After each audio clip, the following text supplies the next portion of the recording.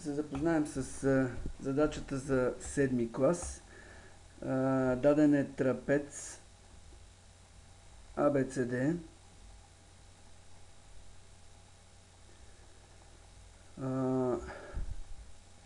Като AD е равно на AB, на голямата основа. Ъгълът между голямата основа и бедрото е 75 градуса.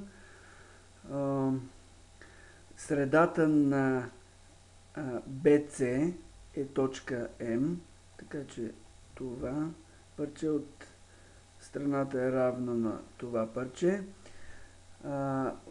Да се докаже, че полученият триъгълник AMD е равностранен.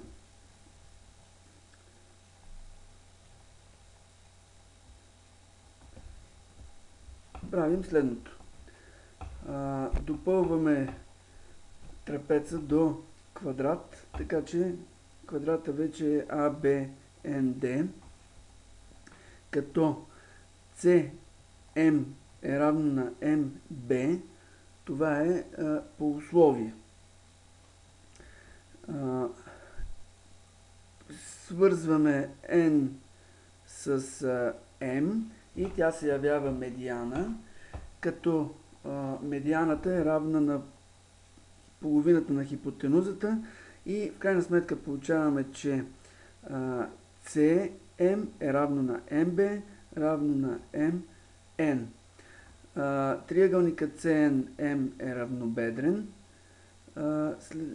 Следователно този ъгъл C и ъгъл N са 75 градуса. Ъгълът CMN е равен на 30 градуса. Ясно е защо сборът от ъглите в триъгълника CNM е 180, като извадим 2 пъти по 75, остава 30 градуса.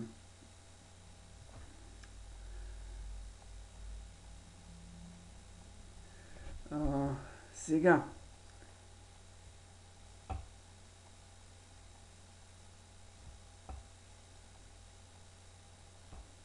ще разгледаме двата триъгълника DMN и ABM. Те са еднакви, защото DN е равно на AB като страни на квадрат, MN е равно на BM. Това го казахме преди малко, ето тук. Го обяснихме от правоъгълния триъгълник CNB. И ъгъл ABM, който е този ъгъл 75 градуса, е равен на съответния му DNM.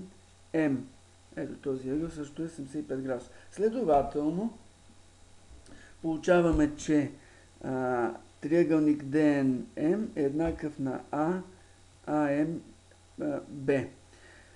От тук следва, че DM е равно на AM или триъгълникът DAM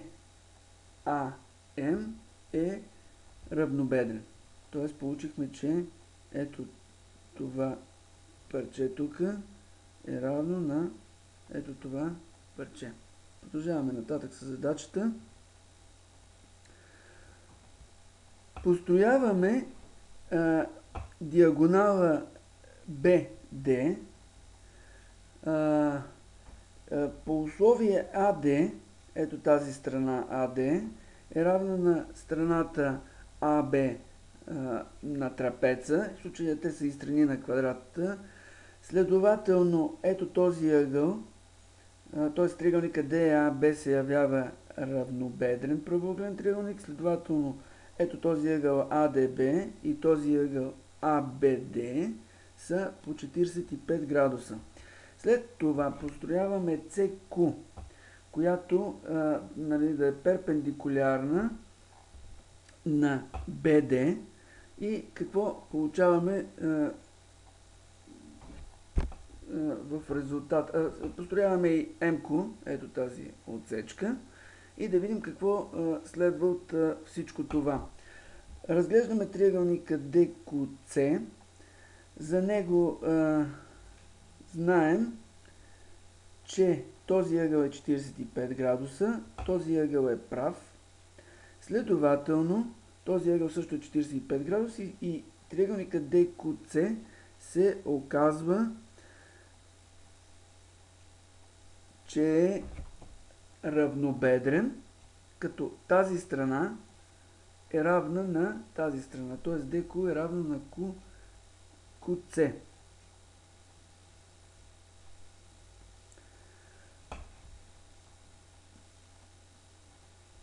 Да разгледаме и триъгълник BCQ.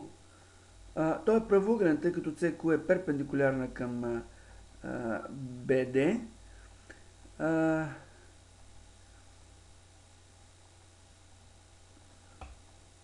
И понеже CM е равно на MB, MQ се явява медиана.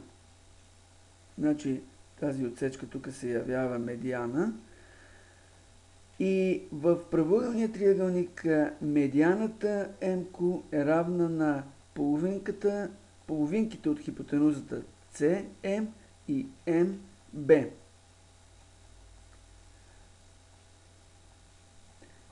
Ъгъл DCB е равен на 105 градуса, защото този ъгъл, ето тук, е 75 градуса. Следователно, ето този ъгъл тук е 105 градуса. При това положение, щом този ъгъл е 45 градуса, DCQ е 45 градуса, то за ъгъл QCM остава единствено да бъде също 60 градуса.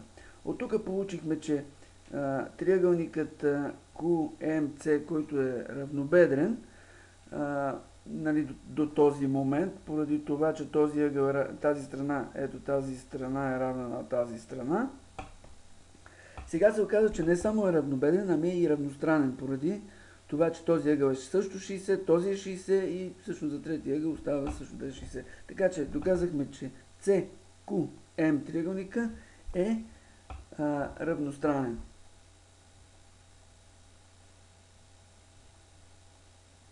И сега да разгледаме, построяваме си правата отсечката DM. Преди малко разбрахме, че DQ е равно на QC, равно на QM, равно на CM, равно на MB. При това положение триъгълникът DQM е равнобедрен и ъгълът Q, ето този ъгъл, DQM е равен на 90 градуса, защото CQ е перпендикулярна на DB и CQM ъгъл е 60 градуса. Както казахме, триъгълник QCM е равностранен. И от тук получаваме, че ъгъл DQM е равен на 90 плюс 60 или 150 градуса. При това положение, понеже триъгълник DQM е равнобедрен, ъглите QDM и QMD са по 15 градуса. И да продължим нататък. Бяхме установили в началото на решаването на задачата, че ъгъл CMN е 30 градуса. И да разгледаме триъгълник DMN. Вижда се, че ъгъл N е 75 градуса, защото CM е равно на MN. Това го казахме преди в началото на решаването на задачата. Ъгъл NDM е 30 градуса, защото преди малко показахме, че ъгъл MDQ е 15 градуса и като извадим от 90 градуса 45 и 15 ще получим 30 градуса, следователно ъгъла DMN, ето този ъгъл DMN, всъщност е 75 градуса и този ъгъл 85 градуса, значи триъгълник DMN е равнобедрен. И също така DM, ето тази отсечка е равна на страната на квадрата, т.е. на това равно е на това. И понеже триъгълника DMA вече показахме, че е равнобедрен, т.е. че тази страна е равна на тази, доказахме, че триъгълник AMD е равностранен. С това задачата е решена.